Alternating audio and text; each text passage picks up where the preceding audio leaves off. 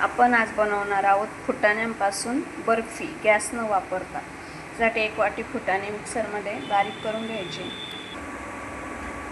आता आपल्या चवीनुसार साखर टाकायची, 2 विलायची टाकायच्या, बारीक करून घ्यायची। तर साखरेची पूड आणि फुटाण्याची पूड मिक्स करून घ्यायची। आता त्यात 2 चमचे मिल्क पावडर टाकायची आणि दूध टाकून घट्टसर मिश्रण तयार करून घ्यायचे। आपण याच्यात अर्धा कप दुधाचा वापर करून घट्टसर गोळा तयार करून घेतला आहे।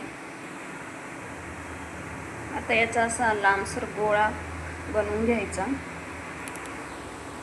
खाली असे पिस्त्याचे काप टाकायचे, त्यावर हा गोळा फिरवून घ्यायचा।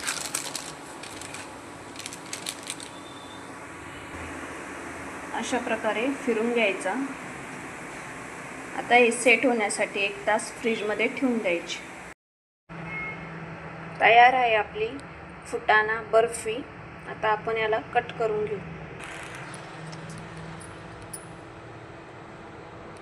एकदम छान झालेली आहे, नक्की ट्राय करून बघा।